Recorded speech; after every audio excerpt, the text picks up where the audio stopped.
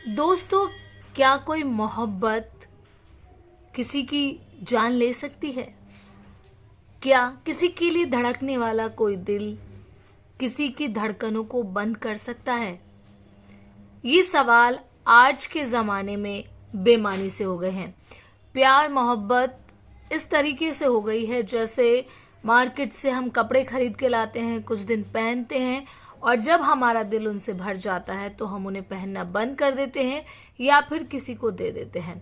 शायद प्यार मोहब्बत ये जो शब्द किताबों में मिलते हैं अब ये बेमानी हो चुके हैं। दिल्ली के मेहरौली में जिस तरीके से एक मर्डर का खुलासा हुआ है, श्रद्धा वाकर के मर्डर का जो खुलासा हुआ है, उसके बाद वाकई में ये सवाल जरूर उठने लाजमी है। दोस्तों, मई महीने में मुंबई से एक जोड़ा दिल्ली आता है। वजह थी दोनों एक दूसरे के साथ रहना चाहते थे, लेकिन यही वजह श्रद्धा वाकर की मौत की एक अहम वजह बनी। दरअसल ये कहानी की शुरुआत होती है मुंबई में आफताब और श्रद्धा के साथ। दोनों एक दूसरे के प्यार में ऐसे खोए कि मुंबई छोड़कर दिल्ली आ गए। मुंबई में दोनों एक कॉल सेंटर में काम करते थे साथ में, लेकिन जब माँ बाप को पता चला कि दोनों एक दूसरे के साथ रहना चाहते हैं, उन्होंने इसका विरोध किया। और उसकी वजह भी साफ थी कि श्रद्धा हिंदू धर्म से ताल्लुक रखती थी और आफताब यामीन पुणे वाला मुस्लिम समुदाय से था। तो ऐसे में दोनों ने फैसला किया कि वो एक साथ रहेंगे और वो दिल्ली आ गए। दिल्ली में आने के बाद पुलिस के मुताबिक जो आफताब है वो जॉब कर रहा था, जबकि श्रद्धा अभी जॉब नहीं कर रही थी। जबकि दिल्ली से पहले जब वो दोनों मुंबई में थे तो दोनों एक कॉल सेंटर में जॉब करते थे। दिल्ली में आने के बाद दोनों का जीवन चल रहा था, अच्छे से चल रहा था कह सकते हैं। लेकिन इसी बीच पुलिस की माने तो श्रद्धा आफताब पर शादी बनाने का दबाव बनाने लगी और यही वो वजह रही जिसके चलते आफताब ने श्रद्धा को बड़ी बेरहमी से मई महीने में मौत के घाट उतार दिया। मौत के घाट उतारना ही सिर्फ काफी नहीं था, उसके बाद उसकी लाश को ठिकाने लगाने के लिए आफताब ने उसके 35 टुकड़े किए।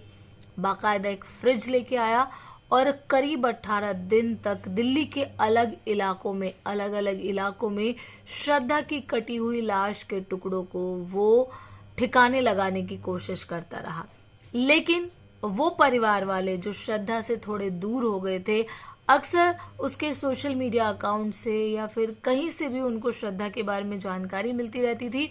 लेकिन जब काफी लंबे समय तक श्रद्धा की कोई परिवार को खैर खबर नहीं मिली तो उसके पिता दिल्ली आए। दिल्ली के मेहरौली थाने में पुलिस में शिकायत दर्ज कराई श्रद्धा की गुमशुदगी की और उसके बाद पुलिस जो है वो आफताब की सर्च में लग गई और आखिरकार पुलिस ने आफताब को खोज निकाला और पुलिस गिरफ्त में आने के बाद आफताब ने जो बयान दिया उससे सबके रोंगटे खड़े हो गए। आफताब ने बताया कि श्रद्धा उसके ऊपर शादी का दबाव बना रही थी और इसी वजह से उसने मई महीने में श्रद्धा को मौत के घाट उतार दिया और मौत के घाट उतारने के बाद उसने उसके 35 टुकड़े किए, जिसके लिए उसने बाकायदा एक फ्रिज खरीदा ताकि बदबू ना आए।